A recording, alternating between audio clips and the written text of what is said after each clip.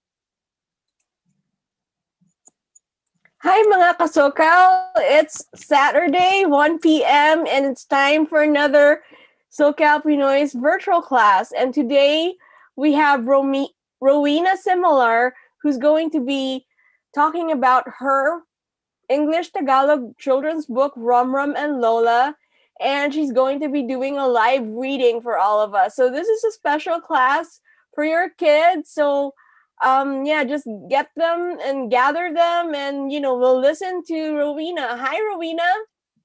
Hi, Nick. First of all, thanks for the opportunity to read my book. I know with the pandemic, it's been hard to actually be in person and meet with people to read it live. So thank you for this opportunity.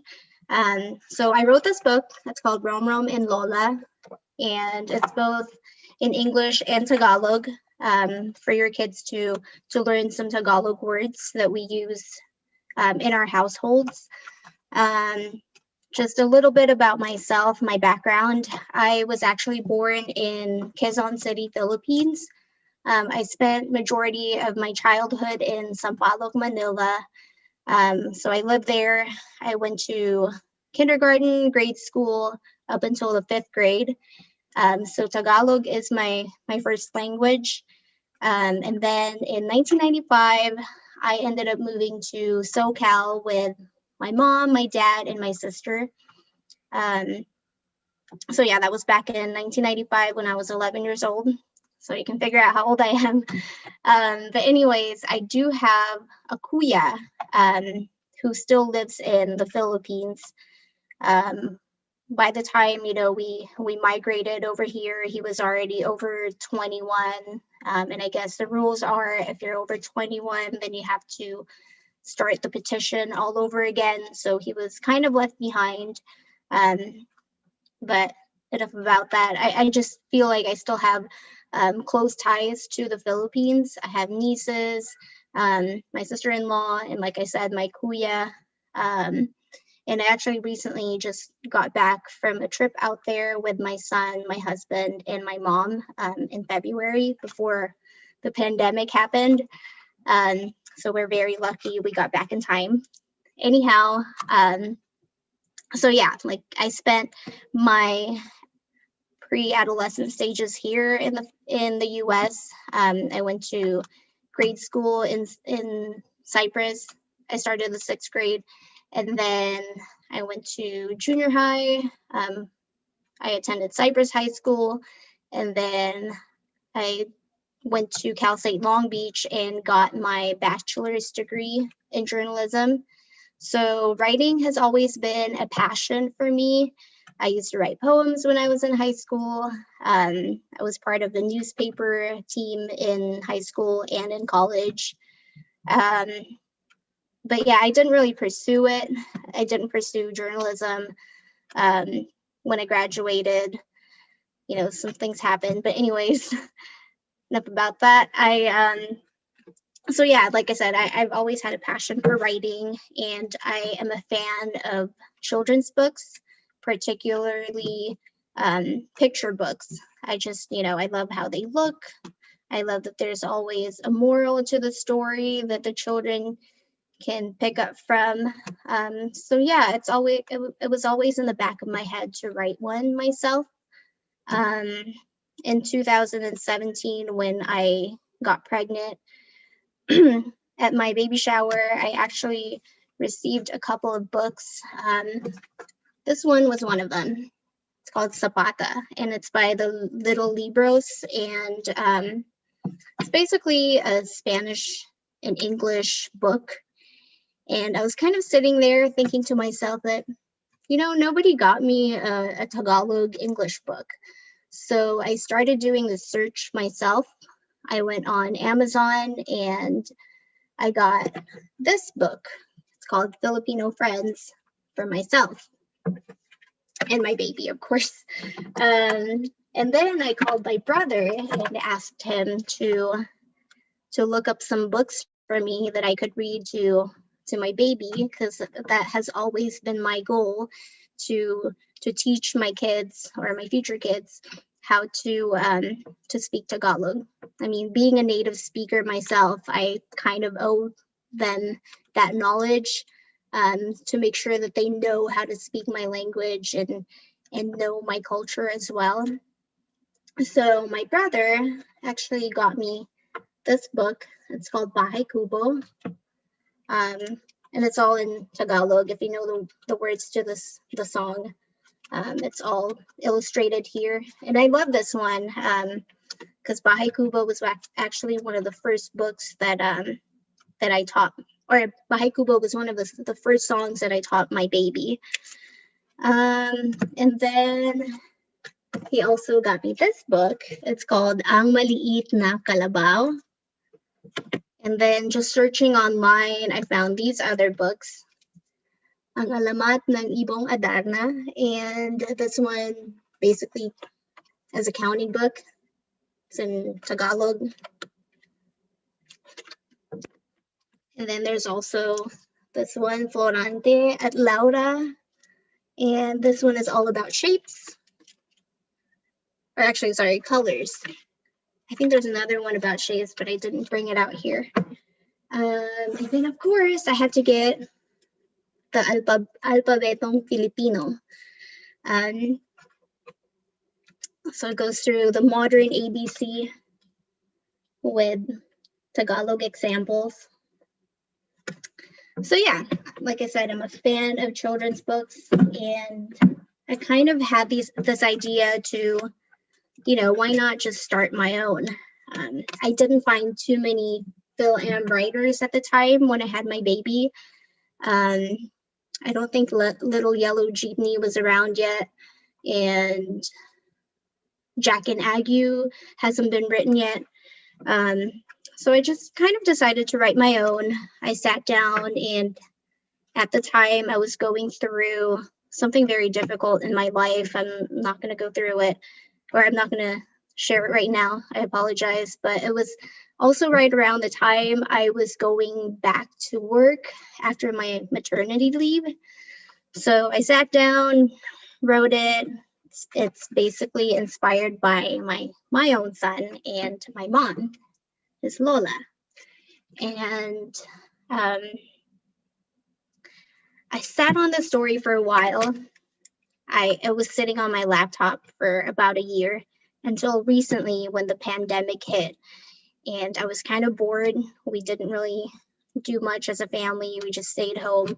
So I figured, why not try to publish the story? And luckily, I found an illustrator who is actually based in Cavite, Philippines. His name is Giselle Del Rosario, and he's a teacher in the Philippines. And I just really like collaborating and working with him because he gave me some ideas about the book. He was so easy to work with.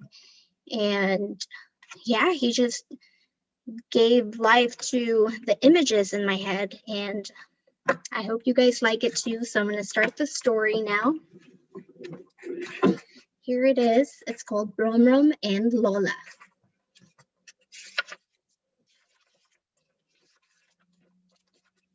Lower my camera a little bit so you can see.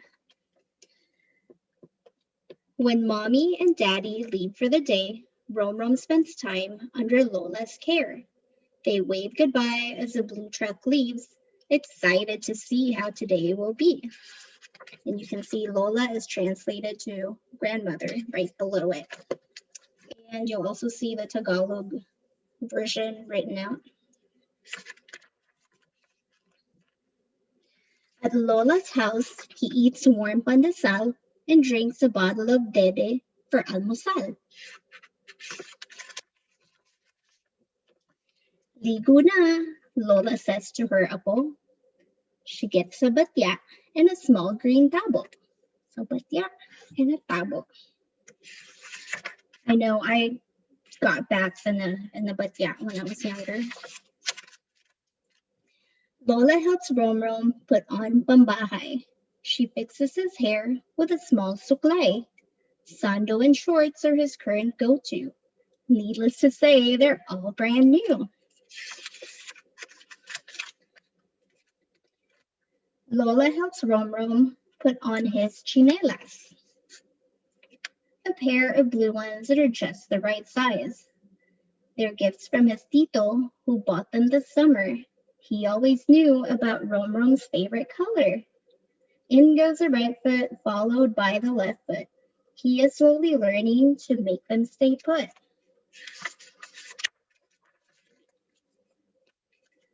For nap time, Lola sings a song in Filipino, a lullaby version of Bahay Kubo.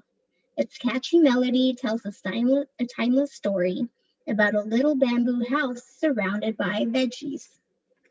Here's Lola singing Bahay Kubo, kahit munti, ang halaman doon ay sari-sari. You know that song?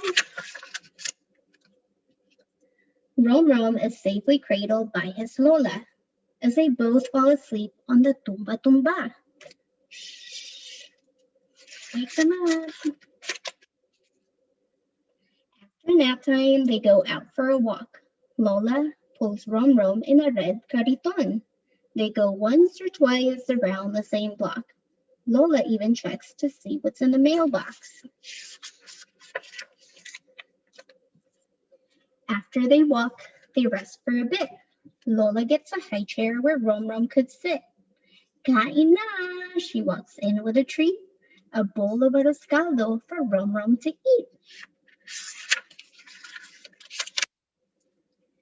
Then ube ice cream, it's what's for dessert.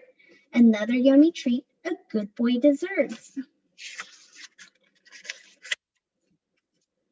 The two love to watch Pinoy shows together. If you walk by the house, you'll hear bursts of laughter. Most of the time, a game show is on TV. Together they clap and cheer hooray loudly. Hep hep hooray! For merienda, Romrom eats Pinoy snacks. At Lola's house, the broas come in packs. Broas. She also has polvoron and oraro cookies, along with some tasty vanilla-filled goodies, also known as skyflakes. Time for Romrom's favorite pastime, reading. Lola grabs the book, Ang Pagong at Ang Maching. It's a popular fable about outsmarting a bully. She hopes that her apo will learn from the story. Lola teaches Romrom Filipino cultural lessons, such as honoring gestures and polite expressions. She teaches him to use po, opo, and the proper way to mano. Mano po. The blue truck comes back every afternoon. It's a signal for Romrom that it's time to go soon. Paalam. Lola waves and blows him kisses. From time to time, she thinks about loved ones she misses. Some days are hard, but nights are the toughest. Still, she is thankful she can spend some time with her apo, who makes her smile. The end. So, the last couple of pages, actually a glossary, so you can look up the Tagalog words that are used in the story and what they mean in English. And that is it. I hope you guys like it. So just wait for Mick. I think Mick might have some questions. Thank you so much. That is so awesome. It definitely helps a lot of our kids learn more words in Tagalog. And that was such a cool story of what how you told us that your mom and your baby was an inspiration, and how you used your time during pandemic to do something really creative and move forward with your passion. So with that said, do you have any plans of writing more books in the future? Yeah, I actually like the creative process. So I'm actually working on my second one. And it's a counting book basically, but there's a story to it. And the character is also Romrom. So it's kind of a sequel to this first one. Yeah. So okay, this is like $1 million question. Like I've been like wanting to ask you, who is Romrom? So Romrom is actually inspired by my son. His real name is Roman. He is named after my dad. And my dad, he passed away in 2018, but he briefly met my son like maybe a couple months before he passed. And my son was, I think, let me see, September, October. So around 3 months at the time, my dad was flattered that that we named my son after him. But then he said, I don't want him to have the same nickname. Can we just call him Romrom? And I was like, yeah, for sure. So my dad was actually the one who came up with the name Romrom. Oh wow, that is so cool. Yeah. And can you tell us where our viewers will be able to find your books? Yes. So you can actually log on to www.romrombooks.com, and you'll find more info about it. It's actually also available on Amazon. So if you're a Prime member, then shipping is, I believe, free, and you get it sooner. But if you want me to write or autograph your book, do go on my website and get it from there. It's also available in a couple of stores in Southern California. So if you have heard of Cafe Republic in Cerritos, you can get it there. You can also get the book at Teofilo Coffee Company in Los Al, and also in Berkeley. I know if you guys are ever in the area, it's at a bookstore in Berkeley, and I can write that on the comments. And if you have any questions, feel free to send me a message on my website. That is so cool. I've been to Cafe Republic, and yeah, they have really good stuff too. Like they have really good desserts. So hi to Carla, in case you're watching. I know you're like really busy over there at your cafe. But yeah, you guys check that out too. Mhm. She's also one of our members in SoCal Pinoys. And is as far as the process, how long did it take, for the production of this to happen? Um, so writing the book itself, it probably took me about 6 months. I was kind of in a dark place when I wrote it, like going through some deaths in the family, and then, postpartum. I don't call it depression, but it was kind of sad to have to go back to work after being on maternity leave. So I was in that mindset. Um, and so that probably took maybe 6 months, and then finding an illustrator to actually illustrate the book and, like, draw and color and all that stuff. And then I did all the layout myself. Probably took a year. I would say a year. The majority of it was done during the pandemic, so I had more time. That's awesome. So there are good things, that come out of this pandemic when you're alone and, we start thinking about creative things. And I just wanted to tell you because all of this, like all of the virtual classes that we've been doing, we're Mhm. still under lockdown and in the pandemic, but they all came out like, all of this, happened during the Mhm. pandemic, right? And so with that said, I do have some reminders for everybody, but do you have anything that, you want our viewers to know before we go? Um, just, I would say, like, with myself, I try to encourage my son is half Caucasian, well, a quarter Caucasian and a quarter Chilean, so Spanish is also um, in the household sometimes. But I try to encourage Filipino families to, get in touch with their culture from time to time. I'm lucky that my mom actually lives with us now, so Tagalog is always present in my son's life. I know it gets a little bit harder as a generation goes, but as much as you can, like, if you start with certain words and teach your kids certain words, eventually it'll form into phrases, and then phrases form into sentences. So, yeah. Mm-hmm. Yes, and so everything starts with baby steps, and it's a good Mhm. thing that you're going back to our roots and passing on a lot of that knowledge and culture to your son. So before we go, I just wanted to remind everybody that this coming week we have a couple of virtual classes, and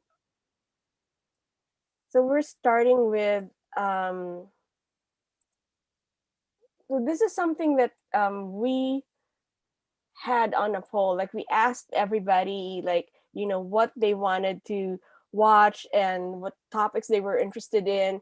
And so this coming Thursday, October 29th, we have Filipino myths and legends. So this is something that a lot of people were asking about. So we're going to learn about mythology and all the legends, that we have in the Philippines. Like if the Greeks have the Greek mythology, we have Philippine mythology as well. And so that's going to be with Catherine C. Luib. She's an instructor with Suyo Mano. So this particular class is a collaboration between Suyo Mano and um, SoCal Pinoys. And this will be presented in celebration of Filipino American History Month. Um, so that's something to look out for, 7 p.m. on Thursday, October 29. And then after that, we have Amanda Nicole Dimagindin. She's going to talk about managing COVID-19 and other stressors. So her presentation, Ikaw ay Sapat, Managing COVID-19 and Other Stressors, is comes from the Riverside County. So she's a staff worker, a mental health worker at Riverside County, and she's going to be sharing all her knowledge about managing stress and all these other things that we didn't really have to deal with outside of the pandemic, and outside of having like of COVID times, right? So yeah, that's something to look forward to. She has several classes also, in case you guys are interested. That's in Riverside County. Yeah, and we're really gonna have like a lot of information coming from her. So that's Friday, October 30 at 7 p.m. And you guys like stay tuned for more like announcements about events and stuff like that. So yeah, we'll see you next week and have a great weekend. And so yeah, Rowena, thank you so much for gracing our virtual class. It was really cool and fun to listen to your story, and to also have you read from Romrom and Lola. I'm sure a lot of our members will be interested. We have a lot of parents who have small kids. Yeah, so that's great. Check out her website. What's your website again? It's www.romrombooks.com.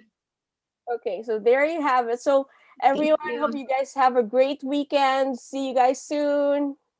Bye. Thanks.